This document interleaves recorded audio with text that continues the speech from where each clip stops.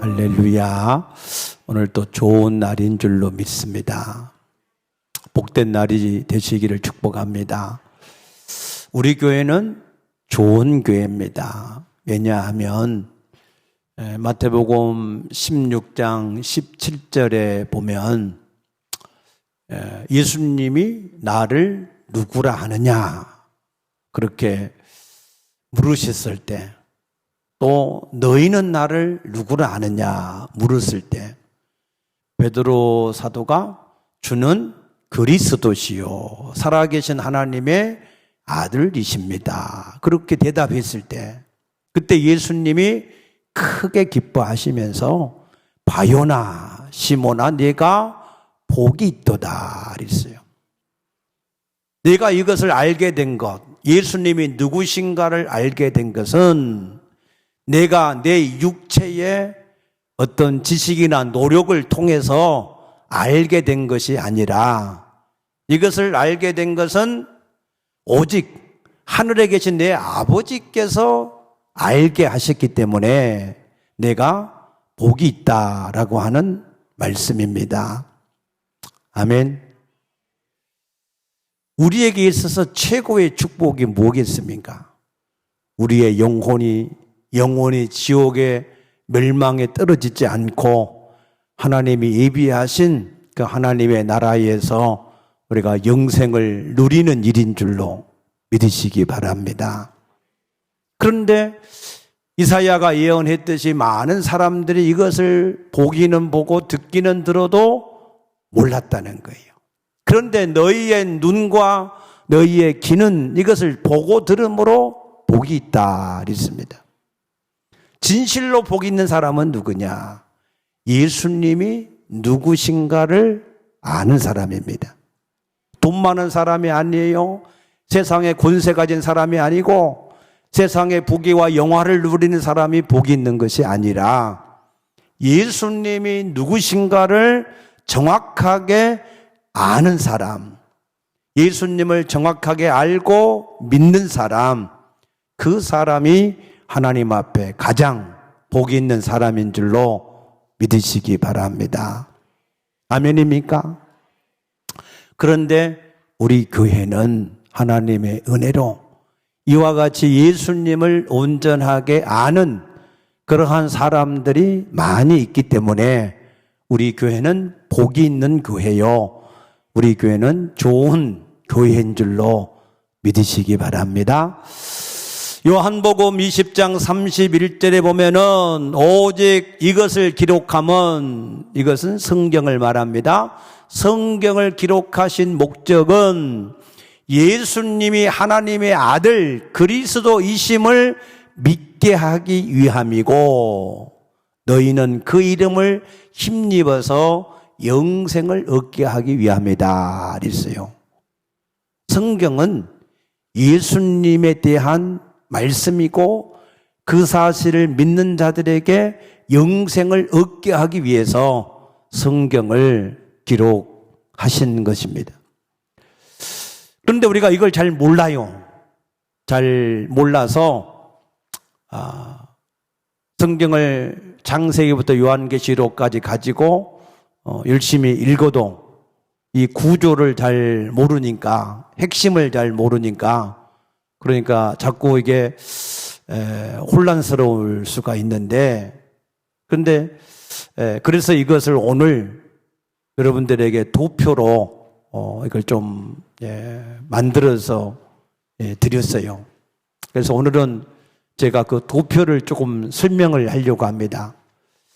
2부 때 내가 칠판을 내가 쓰면서 설명했더니 집중력이 좀 떨어진 것 같더라고. 그래서 3부 때는 칠판을 쓰지 않고 여러분들에게 나눠드린 이 도표를 그냥 설명을 하려고 합니다. 우리가 김포 사는 이 촌놈들은 서울 지하철을 타면은 어떻게 탈지를 몰라서 이 혼란스러울 수가 있습니다. 그런데 서울 지하철 노선 이 도표가 있으면, 그러면은 처음 지하철을 타본 사람도 또 우리 같이 김포 이 촌 사람들도 서울을 가서 목적지를 잘 찾아갈 수가 있습니다. 그렇듯이 오늘 제가 드린 도표는 창세기 1장에서부터 요한계시록까지 예수 그리스도가 누구시며 우리가 그 예수 그리스도를 어떻게 믿고 살아야 되는지 간단 명료하게 이렇게 성경을 정리를 했습니다.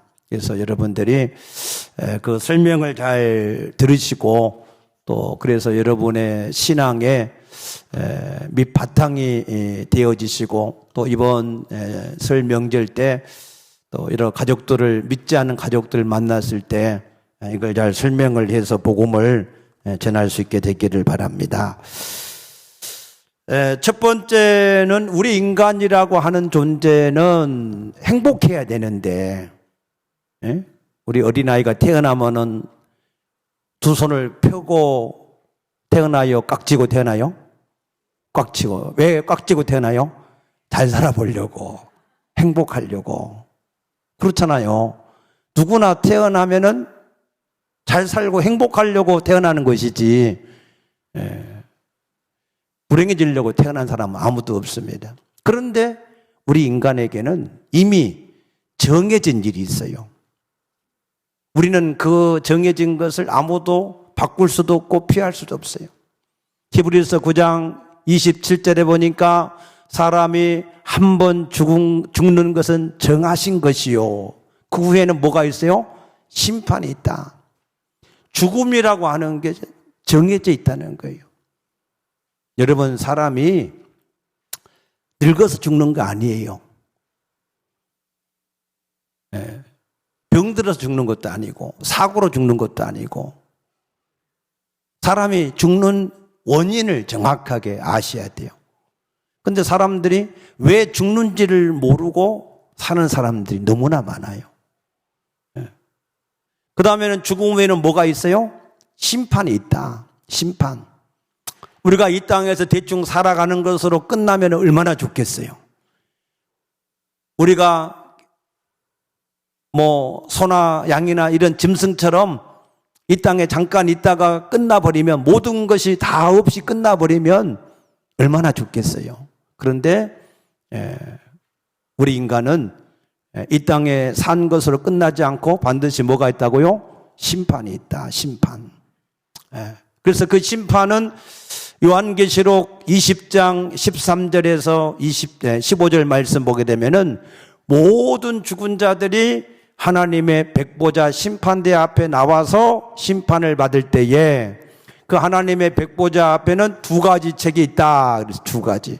하나는 생명책, 하나는 행위록책이 있다. 그래서 모든 사람들이 먼저 이 생명책에 이름이 있는 사람과 없는 사람, 그래서 모세도 사도 바울도 다윗도 이 생명책에 자기의 이름이 기록된 것을 알고 그걸 놓고 하나님 앞에 기도하기도 하고 그랬습니다. 여러분의 이름이 생명책에 있는 것을 알 수 있게 되기를 축복합니다. 내 이름이 생명책에 있다 하는 증거가 뭐냐? 가봤습니까? 여러분들이 무슨 환상과 계시를 봤어요? 아니에요. 누구든지 예수 그리스도가 그 안에 있는 사람은 그 이름이 생명책에 있고 예수 그리스도가 그 사람 속에 있지 않는 사람은 생명책에 그 이름이 없습니다. 아멘입니까? 여러분 안에 예수 그리스도가 계시기를 축복합니다. 그래서 인간은 이와 같이 태어나자마자 자기가 원하든 원치 않든 간에 이미 죽음도 정해져 있고 심판도 정해져 있다 하는 것이고, 두 번째는 시편 90편 10절에 보니까 우리 인간의 연수가 70이요 강건하면 80일지라도 그 인생의 자랑은 수고와 슬픔뿐이다는 거예요. 우리 인간은 다 행복하기 원했는데 저도 60이 넘게 살면서 지난 날을 돌아보면 옛날에는 참 먹고 사는 것이 힘들었잖아요. 먹고 사는 거, 입는 거, 그것만 있는 게 아니라 또 여러 가지 많은 질병도 있었고 여러 가지 많은 또 사건도 있었고, 산 넘어 산이라고. 인생이 이 문제가 좀 끝나면 이제 좀 평안하려나 하면은 또 다른 문제가 또 나오고 끝이 없습니다. 그래서 우리 인생은 수고와 슬픔인 것이 사실이고, 그런데 더 기막히는 것은 잠언 27장 1절에 보니까 너희는 내일 일을 자랑하지 말라. 너희가 한 날 동안에 무슨 일을 만날는지 알지 못한다 그랬어요. 시편 30편 5절에 보니까 저녁에는 울음이 기숙해도 아침에는 기쁨이 넘치리라. 반대로 얘기하면은 지금은 기쁜 일인데 그것이 또 슬픈 일로 바뀔 수 있다는 거예요. 그래서 이 세상의 사람들은 우리 인간의 길이 복된 일이 되는 것 같은데 또 이것이 슬픈 일이 되어지는 이러한 일들이 계속 반복되어진다라고 하는 그러한 의미로 말들을 많이 했습니다. 아무튼 우리 인생은 뭐예요? 이미 죽음도 심판도 정해졌고 이 땅에서 행복하기 원하는데 슬픔이 가득하고, 그리고 잠시 후의 일을 우리가 알지 못해서 미국에서도 이번에 다리가 또 끊어지고, 우리나라도 또 아파트가 또 건축했는데 또 무너지고, 또 이 산사태가 생기고 수없이 많은 일들이 일어나고 있습니다. 여러분, 우리가 자고 깨어난 것이 하나님 은혜인 줄로 믿으시기 바랍니다. 오늘 우리가 여기에 있는 것이 하나님의 축복인 것을 믿으시기 바랍니다. 이런 이 모든 문제가 왜 있느냐? 무슨 병이든지 그 병명을 알아야, 그래야 치료가 가능할 거 아니겠습니까? 우리 인간에게 수없이 이런 문제가 있는데, 그런데 우리 인간은 진짜 그 모든 문제의 원인을 모르고 그냥 원인을 모르니까 맨날 사람들이 다른 것을 열심히 하니까 아무리 열심히 해도 문제가 해결이 안 되죠. 그런데 성경은 그 원인을 정확하게 우리에게 말씀합니다. 창세기 1장 28절에 보니까 하나님이 우리를 하나님의 형상과 모양대로 지으시고 복을 주셨어요. 너희는 생육하고 번성하고 충만하고 정복하고 다스리라 라고 하는 복을 주셨습니다. 이 복을 영원히 누릴 수 있도록 에덴 동산을 만들어 주시고 거기에 우리 인간을 두시면서 너희가 다른 것은 다 임의로 하지만 선악과는 먹지 말라. 먹는 날에는 반드시 죽으리라 했습니다. 죽음. 근데 아담과 하와가 그 선악과를 먹었을 때 당장에 그들이 에덴 동산에서 죽었습니까? 안 죽었어요. 계속 살았어요. 그러면 죽음이라고 하는 게 뭐냐? 죽음이라고 하는 것은 모든 우주 만물의 생명의 근본이 하나님이십니다. 하나님께로부터 모든 생명이 주어진 것입니다. 그런데 죽음이라고 하는 것은 그 하나님과 분리가 되어진 것, 그 하나님과 끊어진 것, 그것이 죽음의 시작이라는 겁니다. 그래서 이것을 요한복음 15장 5절에서 예수님이 설명하기를 나는 포도나무요 너희는 가지다. 가지가 나무에 붙어있지 않으면 조금 있으면 말라서 불에 던져지게 될 것이다 그랬습니다. 그래서 죽음이라고 하는 것은 영원한 생명 되신 하나님과 분리가 된 것이 죽음이에요. 그래서 우리 인간에게 두 번째 죽음, 우리의 영혼과 육체가 분리되는 죽음. 우리 조상들이 돌아가셨다. 참 지혜로운 말이에요. 우리 육체는 흙에서 왔으니 흙으로 돌아가고 우리 영혼은 하나님께로 돌아가는 것이 죽음입니다. 그 죽음을 맞이한 사람은 심판을 받아서 이제 영원한 하나님의 나라하고 분리되는 죽음, 지옥의 형벌을 당하는 것이 마지막 죽음입니다. 그런데 사람들은 이 죽음을 잘 몰라요. 지금 당장의 육체와 영혼이 분리되는 이 땅에서 이 죽음만 알 뿐이지 생명 되신 하나님과 분리가 된 것이 얼마나 무서운 일인지, 그리고 영원한 하나님의 나라하고 분리가 되는 이 마지막 죽음이 얼마나 두려운 일인지 사람들 잘 알지를 못해요. 여러분들이 이 죽음의 의미를 바로 깨달을 수 있게 되기를 축복합니다. 그래서 선악과를 안 먹어야 되는데, 그런데 누가 먹게 해서요? 마귀가 자꾸 유혹을 해서 먹게 만드는 거예요. 보암직도 하고 지혜롭기도 하고 탐스럽기도 하게 눈을 바꿔버려요. 마귀가요, 내가 귀신 들린 사람을 보니까 마귀가 그 마음을 딱 지배하니까 눈이 그냥 살기가 등등하더라고. 예? 살기가. 그런데 성령이 역사하니까 또 그 살기가 싹 사라지더라고. 그러니까 마귀가 역사하면 아담과 하와가 그 전에 선악과 볼 때는 하나님이 먹으면 절대 안 되는 거야, 그렇게 보였는데 마귀가 그 마음을 지배하니까 어떻게 됐어요? 보암직도 하고 먹음직도 하고 지혜롭게 탐스럽게 됐다. 그래서 저절로 죄를 질 수밖에 없어요. 그래서 이 마귀가 아담과 하와에게 이 선악과를 먹게 만들어서, 그래서 우리 인류 이 최초로 죄악이 우리 인간들에게 들어왔고, 그 죄로 인하여서 모든 사람들이 죄인이 되어진 것을 아시기 바랍니다. 그래서 로마서 3장 10절에 의인은 없나니 하나도 없고 모든 사람이 죄를 범하였으면 하나님의 영광에 이르지를 못했다 그랬습니다. 그래서 그 죄의 결과가 뭐냐? 죄의 결과는 에베소서 2장 1, 2, 3절에 보면은 세 가지로 분명히 말씀합니다.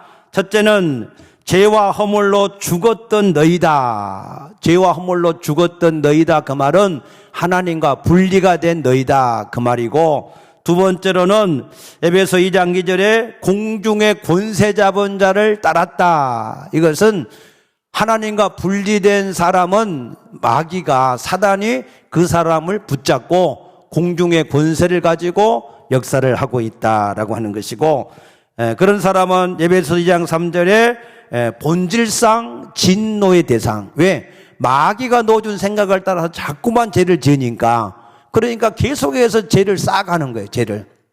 그러니까 본질상 하나님 앞에 진노의 대상일 수밖에 없습니다. 그러면은 이 죄를 가진 사람의 상태, 아직 죄에서 벗어나지 못한, 사단에서 벗어나지 못한 그런 사람의 상태가 뭐냐? 이거는 우리가 불신자들의 상태다라고도 설명을 할 수가 있는데, 예수를 안 믿는 사람은 자기 혼자 아무리 똑똑하고 별스럽고 대단하다고 하고 하나님을 믿으니 나를 믿으라 별스러운 말을 아무리 교만하게 얘기해도, 그래도 어쩔 수 없이 요한복음 8장 44절에 그 사람의 영적 신분은 마귀의 자녀예요. 마귀 자녀. 여러분들이 마귀 자녀가 아닌 것을 감사하시기 바랍니다. 마귀 자녀는요, 마귀와 함께 영원한 불못에 가기로 작정된 자입니다. 그런데 하나님을 떠난 사람, 죄 가운데 사단에 종된 사람은 영적 신분 자체가 뭐라고요? 마귀 자녀. 예수 안 믿는 사람도 당신은 마귀 자녀야 그럼 싫어해요. 누구나 다 마귀 자녀는 싫어해요. 하나님 자녀다 그러면 좋아하고. 아멘입니까? 그런데 영적 신분이 하나님을 떠난 사람, 죄 가운데 있는 사람, 그 사람은 영적 신분이 예수님이 직접 밝혔어요. 너희는 너희 아비 마귀가 이게 원하는 대로 행한다라고 말씀하셨습니다. 그래서 영적 신분이 마귀의 자녀고, 그 다음에는 그 사람이 어떤 상태냐? 사도행전 10장 38절에 보니까 마귀에게 눌려 산다. 눌려. 그럼 마귀의 공중 권세에 눌려서 어쩔 수 없이 그렇게 사는 거예요. 그래서 어떤 것들로 눌려 있느냐? 마가복음 5장 5절에 보면은 이 사람은 거라사 지방에 있는 사람인데 2,000마리나 되는 마귀가 그 사람 속에 들어가 역사하니까 이 사람이 제정신이 아니에요. 그래서 날마다 무덤가에서 소리 지르고 자기 몸을 막 해치고 그렇게 사는 사람. 영적으로 완전히 이게 마귀에게 붙잡혀 사는 사람. 우리나라도 그런 사람이 많습니다. 또 청량리 정신병원이나 또 제가 어디 저기 어떤 사람이 술을 또 못 끊어가지고 알코올 중독돼가지고 그래서 어디 충청도 어디 산골에 거기에 이렇게 격리된 데가 있더라고. 그래서 자기 남편을 할 수 없이 이제 거기 격리를 이제 해놓는다고 해서 거기까지 이제 차로 이렇게 데려다 줬는데 가서 보니까 정말 비참해요. 거기 그 시설 안에 철장에 갇혀가지고 그 안에서 살아가는 모습이 정말 많아요. 그런 시설이 많아요.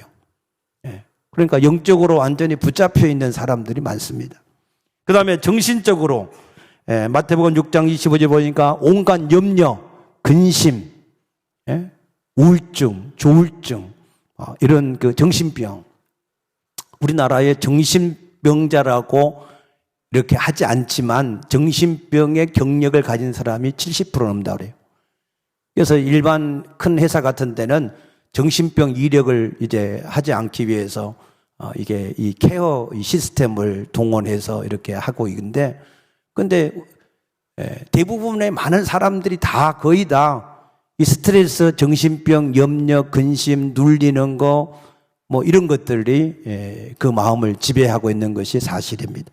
또 육체, 온갖 육체 질병을 통해서 있고 또 죄, 특별히 마음으로는 깨끗하게 원하고 죄를 안 짓기 원하는데 근데 자꾸 죄를 짓는 거예요. 자꾸 도둑질 안 하고 싶은데 도둑질을 하고, 폭행을 안 하고 싶은데 폭행을 하고, 간음 안 하고 싶은데 간음하고, 도박을 안 하고 싶은데 도박을 하고, 마약을 안 하고 싶은데 안 하고 자꾸 아니 돈 많은 재벌이고 이게 보는 게 부족한데 왜 마약을 하냐고. 그게 영적으로 그게 붙들려서 그런 겁니다. 뿐만 아니라 그런 사람은 요한복음 13장 2절에 보니까 마귀가 그 사람의 생각을 통해서 역사해. 생각. 우리 인간의 전부는 생각이에요. 여러분에게 생각이 있으십니까? 여러분 정신이 있으십니까? 정신없는 사람이 되면 안 돼요. 우리는 다 생각이 있는데 잠언 23장 7절에 보니까 대저 그 사람의 생각이 어떠하면 그 위인도 그러하다. 생각이 그 사람의 전부예요. 생각이 큰 사람이 큰 사람이고, 우리 육체의 사이즈가 커야 큰 사람이 아니고, 그 사람의 생각이 깨끗해야 되고, 생각이 커야 되고, 생각에 비전이 있고 믿음이 있고, 그런 사람이 하나님 앞에 복이 있고 큰 사람이고. 아멘. 아무리 재산을 상속받아갖고 재벌 후세가 2세가 됐다 할지라도 그 생각이 지저분하고 생각이 아주 편협하고 생각이 그냥 제약으로 가득하면 그 사람은 얼마 가지 못해서 망할 수밖에 없는 것이고. 그래서 성경에 무릇 지킬 만한 것보다 뭘 지키라고요? 내 마음을 지키라 그랬어요. 마음이 항상 하나님의 성령을 따라서 살 수 있게 되기를 축복합니다. 그런데 이런 문제 때문에 사람들에게 자꾸 고통들이 오니까 사람들이 이제 그 해결 방법으로 찾은 게 뭐예요? 종교. 그래서 자꾸 하나님을 못 만나면 우리나라도 많은 토속 종교가 있듯이 뭐 불교도 있고 여러 가지 많은 종교가, 우리가 셀 수 없을 만큼 종교가 많습니다. 그러니까 이런 종교에 자꾸 빠지는데 출애굽기 20장 5절에 보니까 우상을 섬기는 자는 3, 4대까지 계속해서 하나님의 진노가 떠나지 않을 것이다 그랬습니다. 그러니까 종교를 섬기면 그 종교 때문에 이게 뭔가 평안함을 얻고 잘 사는 게 아니라 우상은 섬기면 섬길수록 오히려 더 많은 고통을 가져다 주는 것이 종교인 것을 깨닫게 되시기 바랍니다. 그래서 복음과 종교를 여러분이 구분할 수 있어야 돼요. 복음이 뭐냐, 종교가 뭐냐, 이걸 아셔야 돼요. 우리는 종교인이 아닙니다. 우리는 하나님을 믿는 그러한 하나님의 자녀요. 우리가 살아계신 하나님을 우리가 주인으로 섬기는 복음으로 우리가 거듭난 사람들인 것을 믿으시기 바랍니다. 그 다음에는 우리가 무슨 일이 생기죠? 그 다음에는 이제 죽어요. 누구나 할 것이다. 죽습니다.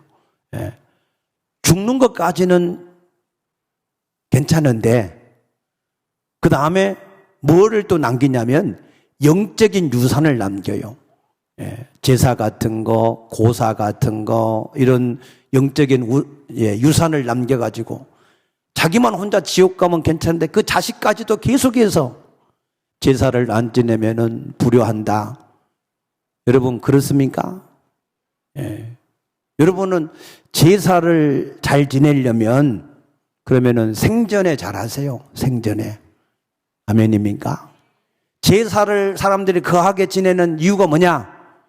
평생에 자기가 부모한테 잘 못한 게 죄스러워가지고, 또 다른 사람들이 제사를 잘못 지내면 저 사람을 불효자라고 하니까 괜히 자기가 효자인 것처럼 제사는 귀신에게 하는 것이다 그랬어요. 나는 너희가 귀신과 교제하기를 원치 않는다. 아멘입니까?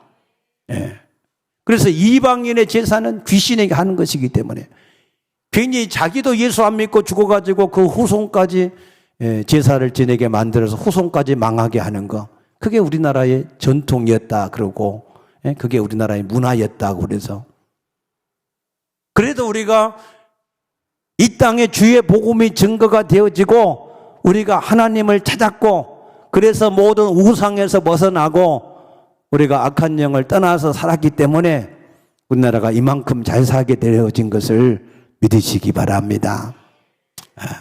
그 다음에는 이런 문제가 있으니까 우리 인간들이 뭐를 해요? 노력을 했어요. 이 문제를 해결하려고 노력을 했는데 그 한 노력이 뭐죠? 종교를 찾았고 여러 가지 사상과 지식을 찾았고 여러 가지 선행과 경건에 이르려고 힘을 썼습니다. 그러나 그것 가지고는 우리 인간이 우리 문제를 해결할 수가 없었습니다. 그때 하나님이 우리 인간의 문제를 해결하셨는데 하나님이 어떻게 해결하셨습니까? 창세기 3장 15절에 여인의 후손을 보내서, 아담의 후손, 남자의 후손은 다 죄를 가지고 태어나기 때문에 그 아담의 후손이 아닌 여인의 후손, 즉 하나님이 직접 이 땅에 오시어서 우리의 모든 문제를 해결하신 줄로 믿으시기 바랍니다. 그래서 여인의 후손을 보내서 이 문제를 해결하는데 그 여인의 후손이 어떻게 온다고요? 이사야 7장 14절에 처녀가 잉태해서 아들을 낳을 것이다. 아니 어떻게 처녀가 잉태할 수 있느냐? 마태복음 1장 18절에 보니까 성령으로 잉태된 것이 나타났다. 그 나타난 이름이 예수고, 그를 히브리어로 이 구세주를 히브리어로 말하면은 메시아고 헬라어로 말하면은 그리스도라고 하는 뜻입니다. 이 말은 기름 부음을 받은 자다 그래요. 그래서 이 기름 부음 받은 자를 구약 성경에 구약 시대에 기름 부음 받은 사람을 세 사람을 세웠어요. 그 세 사람의 첫 번째가 선지자, 두 번째가 왕, 세 번째가 제사장.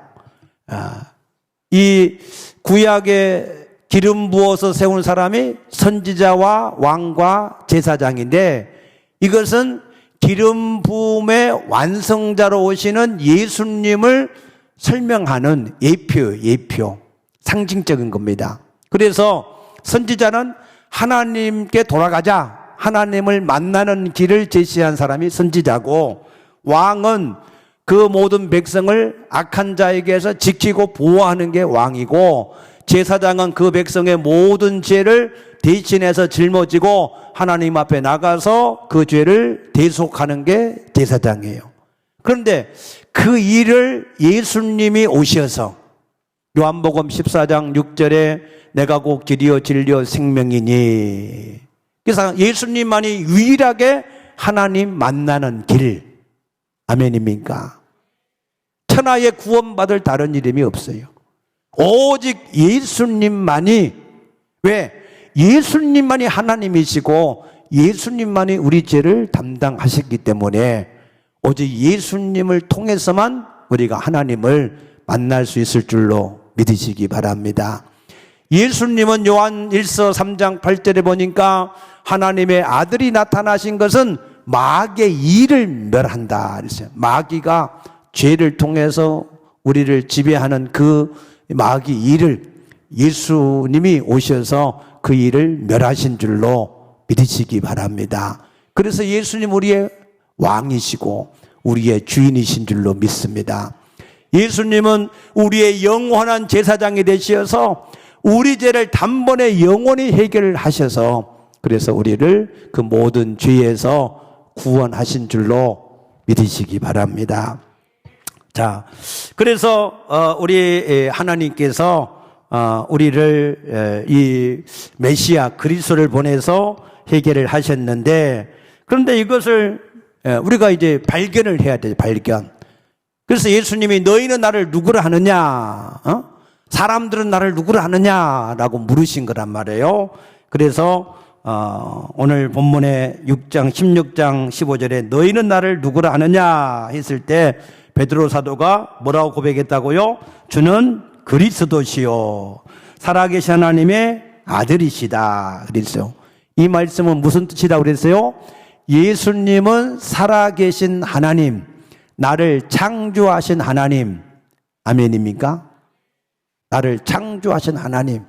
그런데 내 죄를 담당하러 오신 구세주, 주는 그리스도시요 살아계신 하나님의 아들이라. 그 말은 예수님은 나를 창조하신 하나님이시고 내 죄를 담당해 주신 구세주이십니다 하는 고백이에요.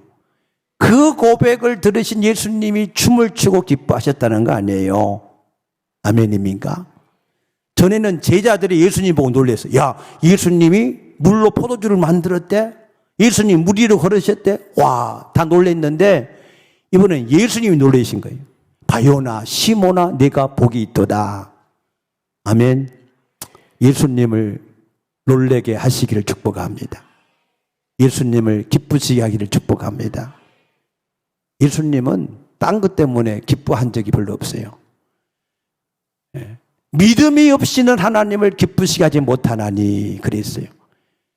예수님을 진실로 발견하는 그 믿음, 하나님은 그 믿음을 보셨을 때 가장 감동하시고 기뻐하신 것을 믿으시기 바랍니다.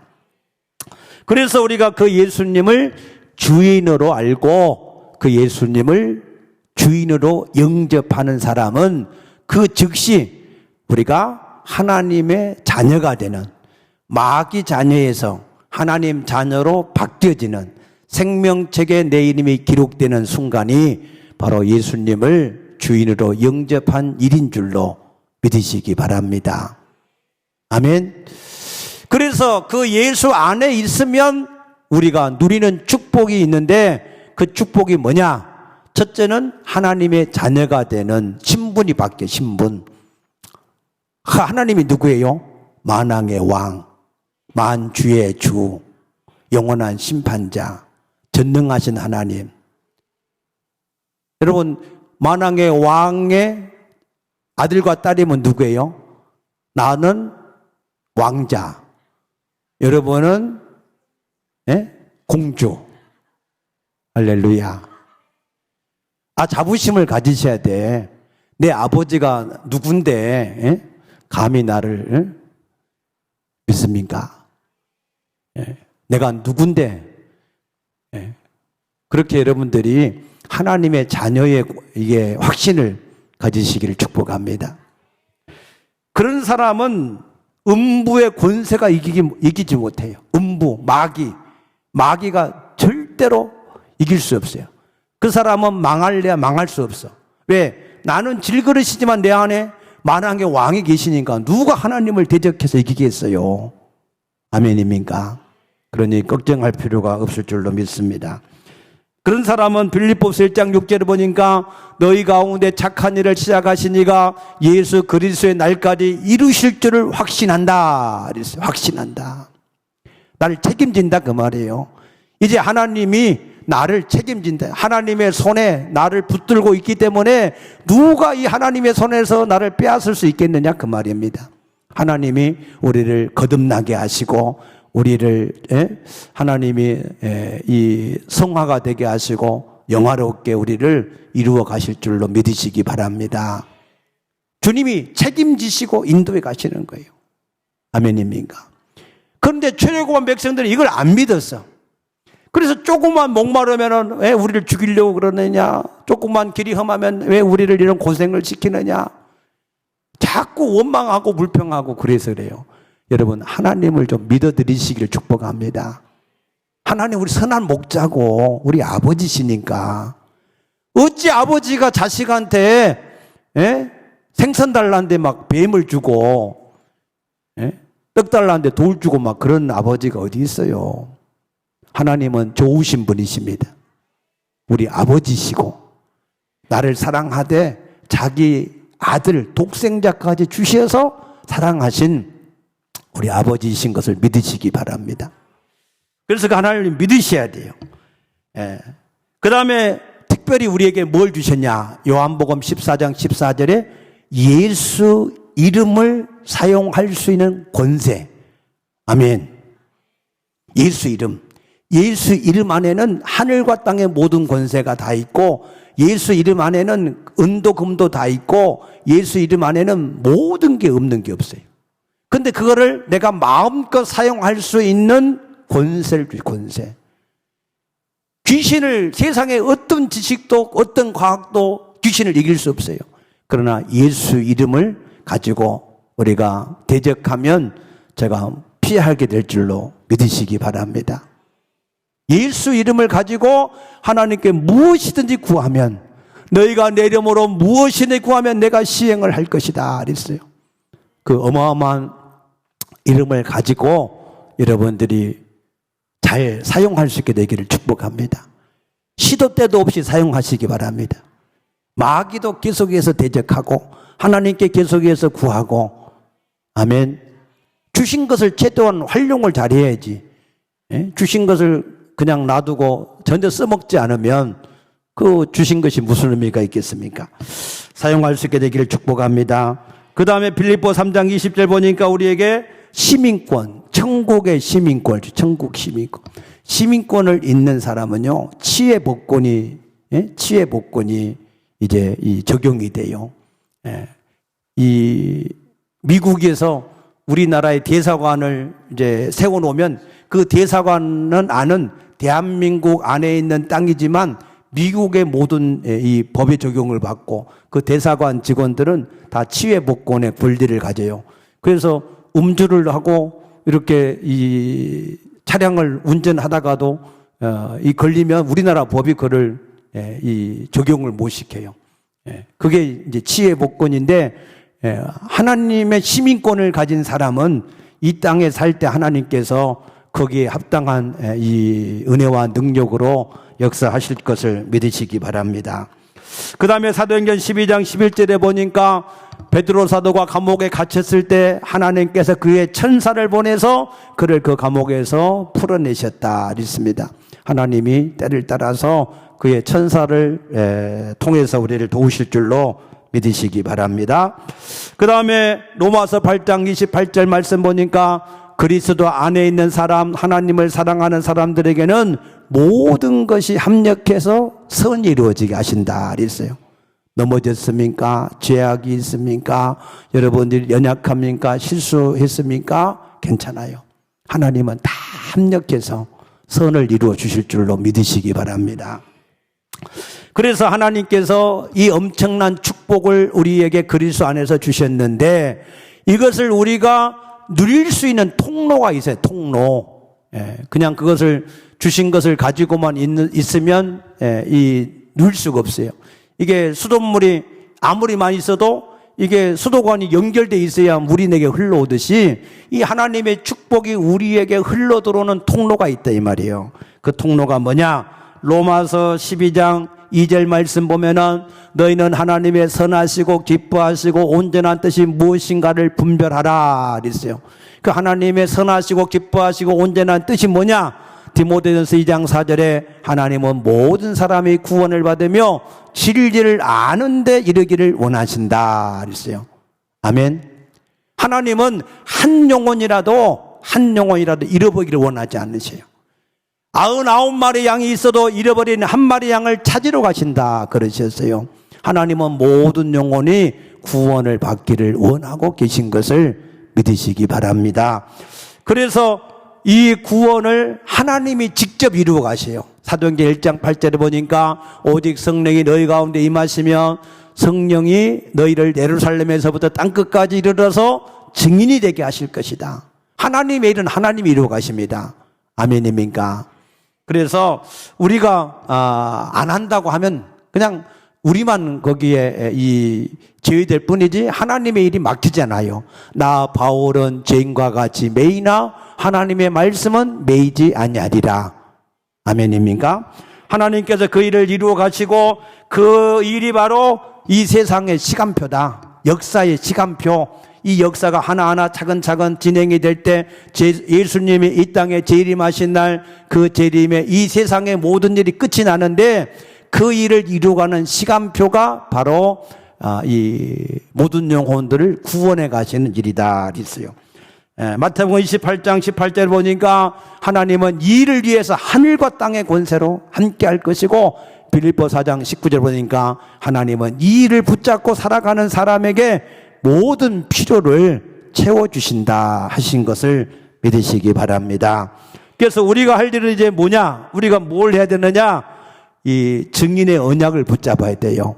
예수를 주인으로 섬기고 그 다음에는 예수 증인의 목적을 붙들고 우리가 살아가는 사람에게 하나님이 함께 하실 줄로 믿으시기 바랍니다. 그런 사람은 이제 뭘 받아야 돼요? 성령의 충만을 받아야 됩니다. 우리 성령의 충만을 받으십시다. 우리가 날마다 성령의 충만을 받기 위해서 노력해야 돼요. 힘써야 돼요.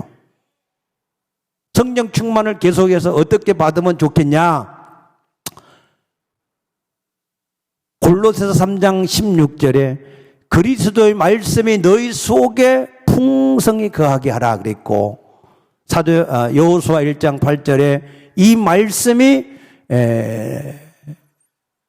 입에서 떼지 말고 주야로 묵상하고 그것이 말씀이 너희 속에 있으라 그랬고 에스겔서 3장 3절에는 이 말씀을 너희 뱃속에 창자에 채우라 그랬어요. 그래서 여러분 성령의 충만함을 받기를 원하시면 무조건 하나님의 말씀 성경을 소리 내지 않고 눈으로 보지 말고 소리를 내서 열심히 읽으시기를 축복합니다. 그러면 저절로 성령 충만해져요. 하나님의 말씀은 살았고 운동력이 있어서 우리 안에서 좌우의 날성강과 같이 역사해요. 그래서 하나님의 말씀이 우리 속에 들어오면 죄악이 자꾸 생각나서 회개가 되어져요. 믿음이 생겨지고. 아멘입니까? 꼭 성령 충만을 받기를 위해서 힘쓰시기 바랍니다. 성령 충만 받으면 그 다음부터 우리가 할 일이 없어요. 그냥 성령이 이끄시는 대로 성령의 말하게 하심을 따라서 살아가면 됩니다. 그래서 우리는 성령이 문 열어주시는 대로 문은 만나는 사람입니다. 누구를 만나든지 그에게 예수의 복음을 전할 수 있게 되기를 바랍니다. 그런 사람에게는 하나님이 모든 걸 합력해서 모든 걸 더해 주실 것이고 마지막 요한계시록 22장 12절에 하나님이 그가 행한 대로 보응하실 줄로 믿으시기 바랍니다. 아멘. 자, 그래서 창세기 1장에서부터 요한계시록까지 여러분들에게 예수 그리스도와 내가 그 속에서 우리의 인생이 어떻게 이루어지는가 하는 것에 대해서 말씀을 드렸습니다.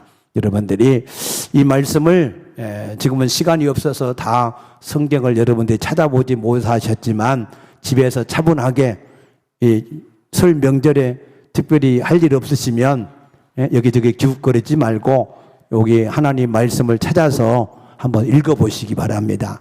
성령께서 감동하셔서 말씀을 읽을 때 깨닫게 될 줄로 믿습니다. 아멘. 기도합시다.